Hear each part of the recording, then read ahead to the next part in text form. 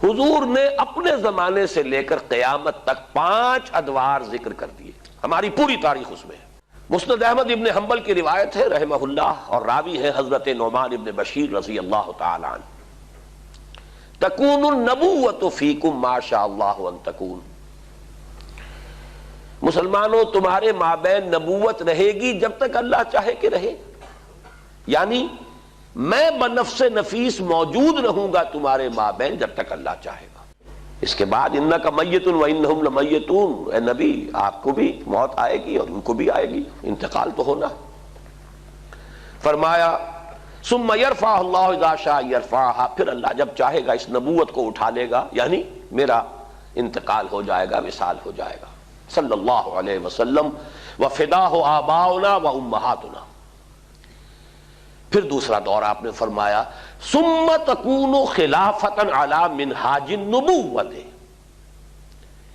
پھر دور ہوگا خلافت کا جو نبوت کے نقش قدم پر ہوگی۔ یہ الفاظ بڑے اہم ہیں، عام طور پر ہمارے ہاں جو لفظ زیادہ معروف ہے اور بول چال میں زیادہ آتا ہے وہ خلافت راشدہ آتا ہے، اس سے اچھی طرح نوٹ کر لیجئے یہ اصطلاح حدیث میں نہیں آئی ہے، خلفائے راشدین کا لفظ آیا ہے، علیکم بسنتی و سنت الخلفاء الراشدین المہدیین، اے مسلمانوں تم پر لازم ہے کہ میری سنت کا اتباع کرو اور میرے خلفائے راشدین المہدیین کی سنت کا اتباع کرو، لازم ہے تم پر۔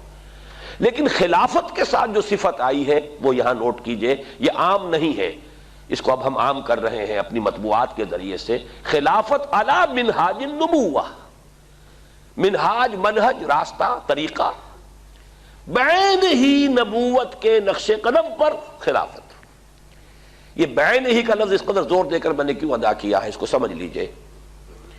خلافت راشدہ میں وہ نظام جو محمد عربی صلی اللہ علیہ وسلم نے بنفس نفیس قائم کیا، بعین ہی بتمام ہی بکمال ہی جو کا تو قائم رہا ہے۔ اس میں میں ایک مثال آپ کو دے دیتا ہوں کہ جب حضرت ابو بکر رضی اللہ تعالیٰ عنہ کے عہد خلافت میں مانعین زکوٰۃ کا فتنہ اٹھا، حضرت عمر جیسے شخص نے بھی رضی اللہ تعالیٰ عنہ مصلحت اندیشی کا مشورہ دیا کہ حالات کو دیکھیے، 2 محاذ پہلے کھلے ہوئے ہیں، آپ نے جیش اسامہ بھی بھیج دیا، اس لیے کہ حضور نے تیار کیا تھا۔ حضرت ابو بکر نے فرمایا کیسے ممکن ہے جو جیش اور جس کا عالم دیا ہو حضور نے اپنے دست مبارک سے، میں اسے روک دوں؟ پھر جو جھوٹی نبوتوں کے دعوے دار کھڑے ہو گئے ان سے تو ہمیں لڑنا ہی ہے، ہر صورت لڑنا ہے، ان کا کفر تو بالکل واضح ہے ازہر من الشمس ہے۔ تو 2 محاذ کھلے ہوئے ہیں، مسلمانوں کے دل زخمی ہیں، مورال جو ہے پست ہے حضور کے انتقال کی وجہ سے۔ اب تیسرا محاذ نہ کھولیے، رعایت کیجئے، انہوں نے اسلام کا انکار نہیں کیا، کسی جھوٹی نبوت کا اقرار نہیں کیا، نماز کو بھی مان رہے ہیں، زکوٰۃ میں بھی یہ نہیں کہہ رہے کہ زکوٰۃ نہیں دیں گے، صرف یہ کہہ رہے ہیں کہ ہم حکومت کو نہیں دیں گے، اپنے طور پر دیں گے، خرچ کریں گے۔ تو ذرا لینینسی برتیے، مصلحت کو دیکھیے، تیسرا محاذ نہ کھولیے۔ اس پر جو حضرت عمر رضی اللہ تعالیٰ عنہ کا ریئیکشن تھا، ایک تو ڈانٹ پلائی حضرت عمر کو، اور یہ مقام ہے ابو بکر کا کہ عمر کو ڈانٹ پلا سکتے تھے، صرف وہی پلا سکتے تھے صحابہ میں، اور کسی کا یہ مقام نہیں۔ اے عمر تم جاہلیت میں تو بڑے سخت تھے، کیا ہو گیا تمہیں؟ اسلام میں اتنے نرم ہو گئے، اتنی کمزوری کا مظاہرہ کر رہے ہو۔ دوسری بات فرمائی، اور یہ ہے اصل جس کے لیے میں عرض کر رہا ہوں، ایبدل الدین وانا حی، کیا دین میں ترمیم کی جائے گی جبکہ میں ابھی زندہ ہوں؟ میرے جیتے جی دین میں ترمیم نہیں ہو سکتی۔ کس حد تک کہا ہے کہ خدا کی قسم حضور کے زمانے میں اگر یہ زکوٰۃ کے اونٹوں کے ساتھ ان کو باندھنے کی رسیاں بھی دیتے تھے، اگر یہ کہیں گے کہ اونٹ لے جاؤ رسی نہیں دیں گے تب بھی میں جنگ کروں گا۔ تو حضرت ابو بکر کی آپ دیکھیے فصاحت اور بلاغت کی بھی انتہا ہے، اس سے زیادہ تاکید کا کوئی اسلوب ہو نہیں سکتا تھا کہ اگر صرف رسی دینے سے انکار کریں گے، اب آپ بتائیے کہاں اونٹ کی قیمت، کہاں اس رسی کی قیمت؟ اتنی ترمیم بھی مجھے گوارا نہیں ہے، اور خدا کی قسم اگر کوئی اور میرے ساتھ نہیں چاہے گا میں تلے تنہا جاؤں گا اور جنگ کروں گا۔ بہرحال میں نے یہ وضاحت کی کس لیے؟ کہ خلافت علی منہاج النبوہ، جو کا تو خلافت کا نظام ہے کہ جو قائم رہا، جسے ہم عرف عام میں خلافت راشدہ کہتے ہیں، حدیث کی اصطلاح میں خلافہ علی منہاج النبوہ، یہ نظام دوسرا تھا۔ حضور نے فرمایا یہ بھی رہے گا جب تک اللہ چاہے گا، پھر یہ بھی ختم ہو جائے گا۔ ثم یرفعہ اللہ اذا شاء یرفعہ، پھر اسے بھی اللہ اٹھا لے گا۔ اس کے بعد آیا تیسرا دور۔ حضور کے الفاظ کیا ہے؟ ثم تکون ملکا عاضا، پھر ایک دور آئے گا ملوکیت کا، اور اس کا وصف ہوگا کاٹ کھانے والی ملوکیت۔ عض یعض یوم یعض الظالم علی یدیہ، قیامت کے دن جو ہے ظالم اور کافر جو ہے اپنی مایوسی میں حسرت کے ساتھ اپنے ہاتھوں کو کاٹ رہے ہوں گے، ہائے ہماری شامت، ہم کس راستے پر چلتے رہے کہ آج اس انجام سے دو چار ہونا پڑا۔ تو عض یعض، کاٹنا، دانتوں سے کاٹنا، کٹکھنی ملوکیت کا دور آئے گا۔ فتکون ما شاء اللہ ان تکون، پھر وہ بھی رہے گی جب تک کہ اللہ چاہے گا کہ رہے۔ ثم یرفع اللہ اذا شاء یرفع، پھر اللہ تعالیٰ جب چاہے گا اسے بھی اٹھا لے گا۔ اس سے مراد کیا ہے؟ خلافت راشدہ یا خلافت علی منہاج النبوہ کے بعد جس نظام کو عرف عام میں خلافت کہا جاتا ہے، حدیث نبوی نے اسے ملوکیت سے تعبیر کیا۔ خلافت تو ایک معنی میں ہم اس کو کہہ سکتے ہیں، یہ بھی میں کل اس نکتے پہ مزید گفتگو کروں گا جب خلافت کی حقیقت، اس کے شرائط بیان کروں گا، اس لیے کہ کتاب و سنت کی ٹوٹل بالادستی وہاں موجود تھی۔ خلافت بنو امیہ میں بھی تھی، خلافت بنو عباس میں بھی تھی، خلافت عثمانیہ میں بھی رہی ہے، لیکن یہ ہے کہ وہ نظام جو ہے دولت کی تقسیم کا نظام بدل گیا، اور یہ در حقیقت ملوکیت یوں سمجھیے کہ دور بنو امیہ جو ہے 90 برس ہیں اس کے، یہ ٹرانزیشن کا ایک پیریڈ ہے، عبوری دور ہے۔ خلافت علی منہاج النبوہ سے ملوکیت تک پہنچتے پہنچتے ایک دن میں تو بات نہیں ہو گئی تھی نا۔ دور بنو امیہ جو ہے ٹرانزیٹری پیریڈ ہے، اصل ملوکیت جا کر جو جمی ہے وہ دور بنو عباس سے، جب محل بنے اور ٹھاٹھ جمے، وہ دور در حقیقت، ورنہ اس سے پہلے عربی حضارت اور بدویت جو ہے دور بنو امیہ میں برقرار تھی، لیکن بہرحال ظالم حکومت تھی، اس میں تو کوئی شک نہیں۔ میں چند اس کے اشارے کر رہا ہوں۔ جو کچھ ہوا حسین ابن علی رضی اللہ تعالی عنہما کے ساتھ کربلا میں، اور یہ تو چونکہ ان کا ذکر جو ہے بہت زیادہ ہوتا ہے، ہر سال جو ہے خاص اہتمام سے ہوتا ہے، اس لیے بچہ بچہ واقف ہے۔ وہی کچھ ہوا حضرت عبداللہ ابن زبیر کے ساتھ مکہ مکرمہ میں، عین مکہ مکرمہ میں ذبح کیے گئے ہیں، حرمت حرم مکی کو بٹا لگا ہے۔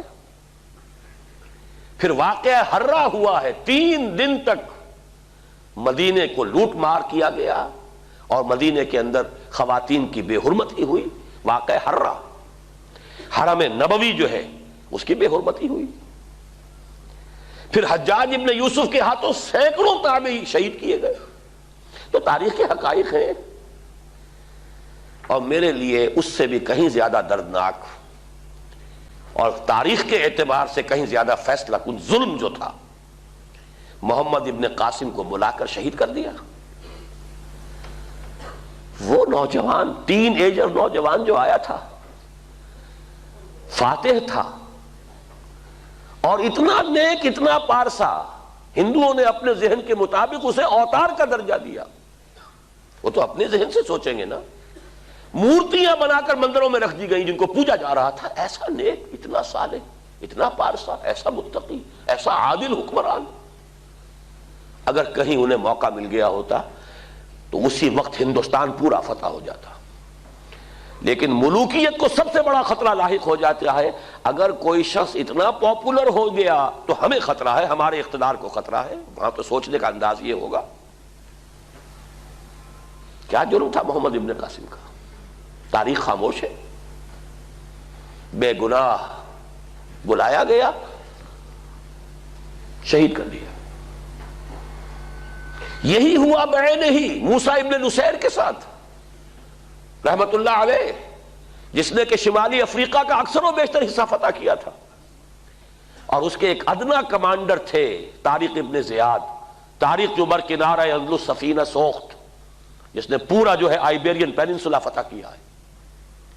موسیٰ ابن نصیر کو بھی بلا کر جان بخشی کر دی گئی، بوڑھے تھے بہت، ورنہ یہ کہ اتنا ذلیل کیا گیا ہے، تیز دھوپ میں کھڑا رکھا گیا ہے، بے ہوش ہو کر نیچے گرے۔ خطرہ دونوں سے ایک ہی بات کا تھا کہ ہماری بادشاہت کو ان افراد کی یہ پاپولیرٹی جو ہے اس سے خطرہ لاحق ہو گیا۔ یہ ہے وہ، ابھی تو یہ دور میں ابھی بنو امیہ کی بات کر رہا ہوں ساری، پھر جو بھی ٹھاٹھ جمے ہیں اور جو عیش ہوئے ہیں، اور کوہ قاف کا سارا نسوانی حسن جو ہے جو بغداد کے محلوں میں آیا ہے، پھر رقص و سرود جو بھی ہوا ہے، سب کچھ سب کو معلوم ہے۔ الف لیلہ جو ہے بغداد کی 1000 راتیں جو ہے، یہ ساری کی ساری داستانیں ذہن میں رکھ لیجئے۔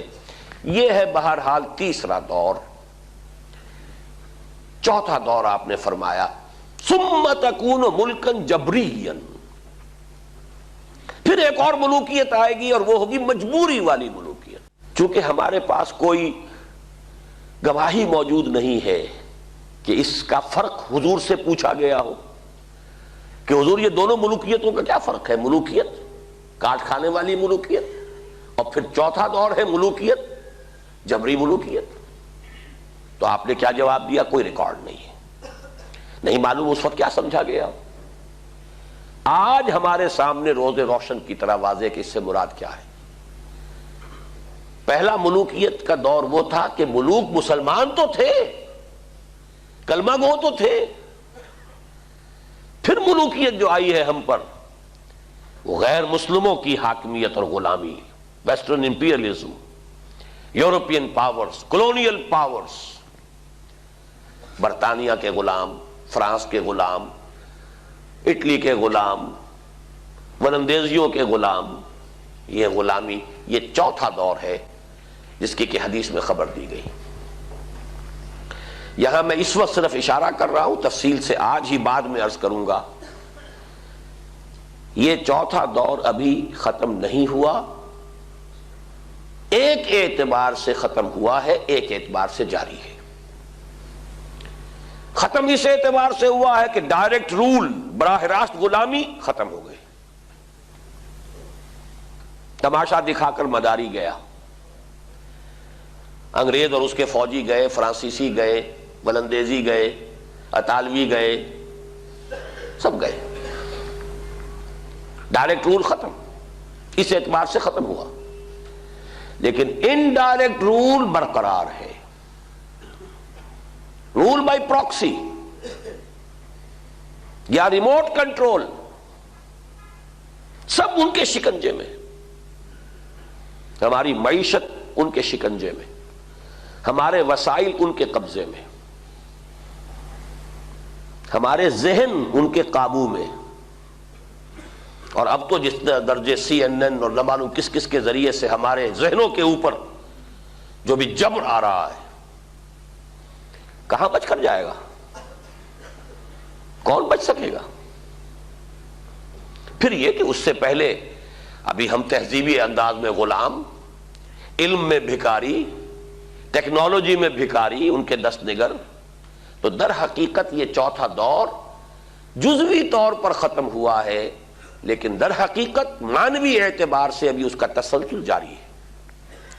میں نے اکثر جگہوں پر اس کو کراچی کے حوالے سے بیان کیا۔ کراچی میں لانڈھی، کورنگی، شاید یہی معاملہ ہوگا، اور جو یہ نیو کراچی وغیرہ میں بھی جو بس سٹاپس آتے ہیں، 3 نمبر، پھر 3.5 نمبر، پھر 4 نمبر، پھر 4.5 نمبر، پھر 5 نمبر، تو ہم 4.5 نمبر پر کھڑے ہیں اس وقت۔ چوتھا دور ایک درجے میں ختم ہوا ہے، ایک درجے میں ابھی باقی ہے، اس پر میں بعد میں عرض کروں گا۔ اور ابھی جو اس کا آدھا حصہ باقی ہے وہ پہلے سے کہیں زیادہ تلخ ہے، اس کے شدائد اور مصائب پہلے سے کہیں بڑھ کر ہوں گے، لیکن وہ میری گفتگو میں بعد میں آئے گی بات۔ اب آئے ہم آخری دور پر، حضور نے فرمایا بہرحال اس کو بھی ختم ہونا ہے، ثم یرفعہ اللہ اذا شاء یرفع، پھر اس دور کو بھی اللہ اٹھا لے گا جب چاہے گا کہ اٹھا لے۔ ثم تکون خلافتا علی منہاج النبوہ، پھر دور آئے گا خلافت علی منہاج النبوہ کا۔ یہ ہے وہ نوید جاں فضا، یہ ہے وہ خوشخبری موجودہ مایوس کن حالات میں تقریباً ناقابل یقین حالات کے اعتبار سے، فیکٹس آن دی گراؤنڈز کے اعتبار سے تو بالکل کہیں اس کے سان گمان نہیں، آس پاس کا کوئی امکان نہیں. لیکن واقعہ یہ ہے کہ یہ محمد الرسول اللہ صلی اللہ علیہ وسلم کا فرمان ہے، ثم تکون خلافۃ علی منہاج النبوہ، پھر خلافت علی منہاج النبوہ کا دور آئے گا. اس کے بعد راوی فرماتے ہیں حضرت نعمان بن بشیر، ثم سکت رسول اللہ صلی اللہ علیہ وسلم، یہ فرما کر حضور خاموش ہو گئے. خاموش کیوں ہو گئے؟ کہ اس کے بعد دنیا کا خاتمہ ہے.